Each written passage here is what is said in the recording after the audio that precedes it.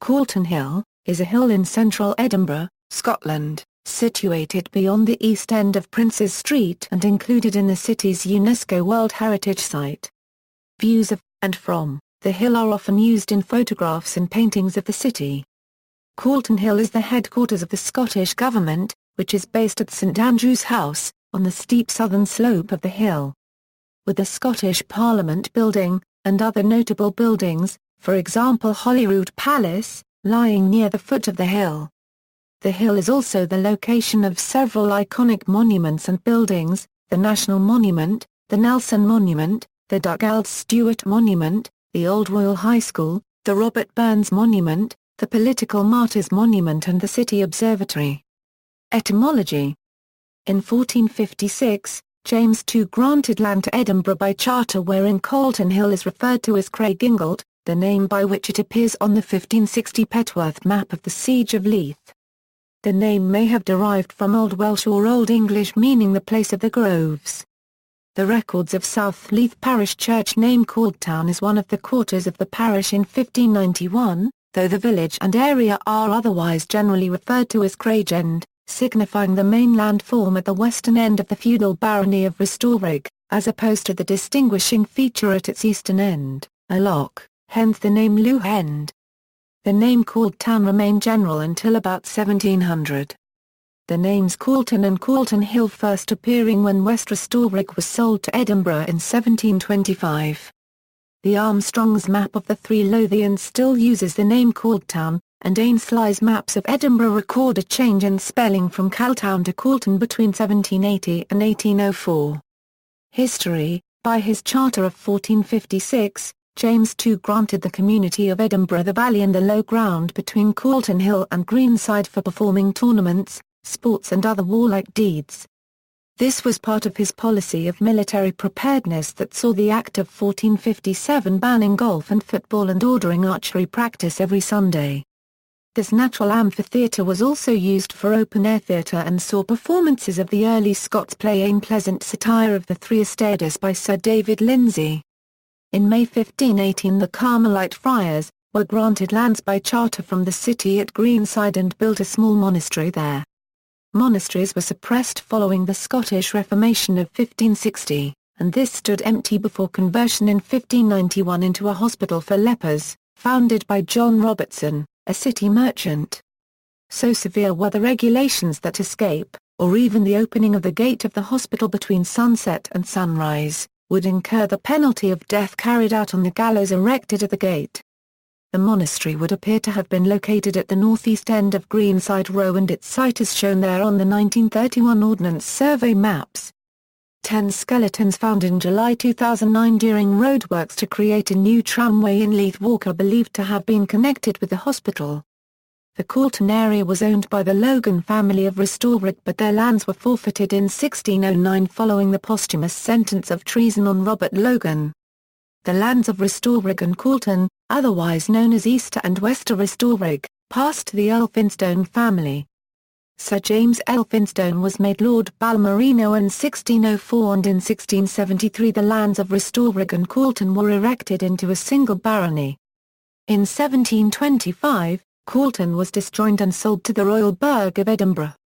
Calton remained a burgh of barony until it was formally incorporated into Edinburgh by the Municipality Extension Act of 1856. In 1631, the then Lord Balmerino granted a charter to the Society of the Incorporated Trades of Calton forming a society or corporation.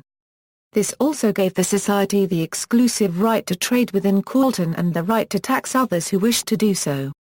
Normally the trades of boroughs were separately incorporated. For example in the Canongate there were 8 incorporations, but the incorporated trades of Calton allowed any tradesman to become a member providing they were healthy and their work was of an acceptable standard. This lack of restrictive practices allowed a thriving trade to develop. The village of Calton was situated at the bottom of the ravine at the western end of Calton Hill, on the road from Leith Wynd in Edinburgh and north back of Canongate to Leith Walk and also to Broughton and thence the western road to Leith. In the village, the street was variously known as St Ninian's Row or Low Calton. Many of the old buildings here were demolished at the time of the Waterloo Place and Regent Bridge development, which bridged the ravine, from 1816. The remaining old village houses of the Low Calton were removed in the 1970s. Calton was in South Leith parish and Calton people went to church in Leith. The churchyard there was inconveniently situated for burials from Calton and, in 1718, the Society bought a half-acre of land at a cost of £1,013 from Lord Balmerino for use as a burial ground. This became known as Old Calton Burial Ground. Permission was granted for an access road, originally known as High Calton and now the street called Calton Hill, up the steep hill from the village to the burial ground. The group of 1760s houses near the top of this street are all that remain of the old village. Buildings and structures. The Old Calton Burial Ground was the first substantial development on Calton Hill and lies on the southwestern side of the hill. The philosopher David Hume is buried there. His tomb is engraved only with the year of his birth and death, on the simple Roman tomb, which he prescribed. The Political Martyrs Monument is also in the burial ground. This is in memory of 5 campaigners for political reform and universal suffrage who were convicted of sedition and sent in 1793 to Botany Bay, Australia.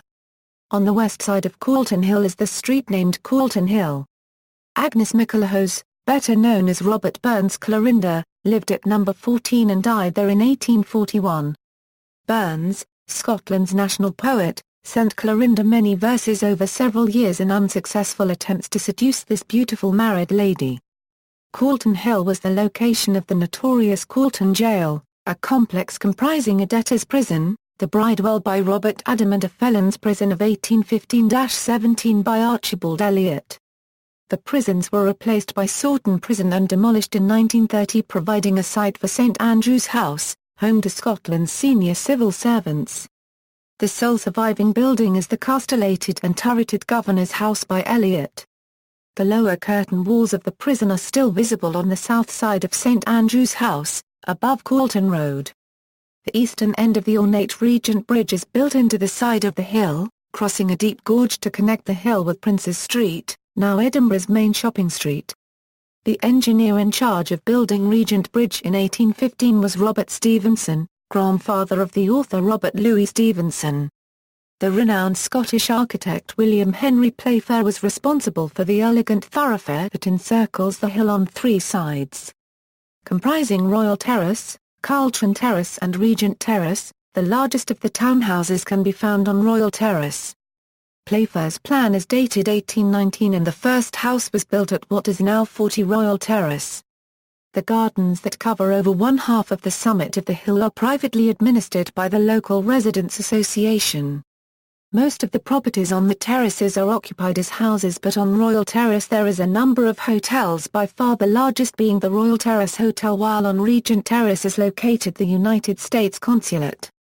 Royal Terrace, with its fine views over the Firth of Forth, was known affectionately in the 19th century as Whiskey Row.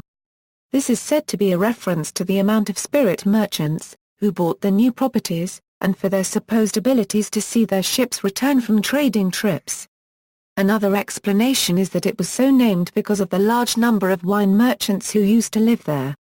Louis Antoine, Duke of Angoulême, and his wife Maritha copyright Race Charlotte moved into what is now 22 Regent Terrace in 1830. Marie Caroline de Bourbon-Cecil, Duchess de Berry, sister-in-law of the Duc d'Angoulême, also lived at what is now 12 Regent Terrace at that time. Her young son, Henri, the Comte de Chambord, is said to have wept bitterly when his family left for Austria in 1832, as he had become very attached to Scotland. The painter Francis Cadell, one of the Scottish colourists, lived in 30 Regent Terrace from 1930 to 1935. The western end of Regent Terrace was closed in 2001 to traffic because of security concerns about the United States Consulate. The City of Edinburgh Council proposed closing the Royal Terrace Blenheim Place entrance to the Calton Hill terraces in 2010 because of the Edinburgh Trams project. Playfair was responsible for many of the monumental structures on the summit of the hill, most notably the Scottish National Monument. This monument was intended to be another Parthenon and to commemorate Scottish soldiers killed in the Napoleonic Wars. Construction started in 1826 but work was stopped in 1829 when the building was only partially built due to lack of money. It has never been completed. For many years this failure to complete led to its being nicknamed Scotland's Disgrace, but this name has waned given the time elapsed since the Napoleonic Wars and it is now accepted for what it is. Rock House, which overlooks Waterloo Place at the southwestern entrance to the hill, was the home of Robert Adamson who in partnership with David Octavius Hill pioneered the calotype process of photography in Scotland in the 1840s. Many of their subjects were photographed in the house and its garden.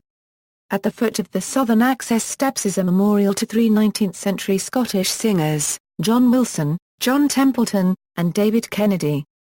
The monument was sculpted by William Grant Stevenson. Political symbol, for a number of years, while the Royal High School was earmarked for the site of the future Scottish Assembly, and subsequently as a potential site for the Scottish Parliament, Calton Hill was the location of a permanent vigil for Scottish devolution. However, Donald Dewar, then Secretary of State for Scotland, considered the site a nationalist shibboleth, and the nearby St Andrew's House buildings to look Nazi-like Dresden. It was also the venue in October 2004 for the Declaration of Calton Hill which outlined the demands for a future Scottish Republic.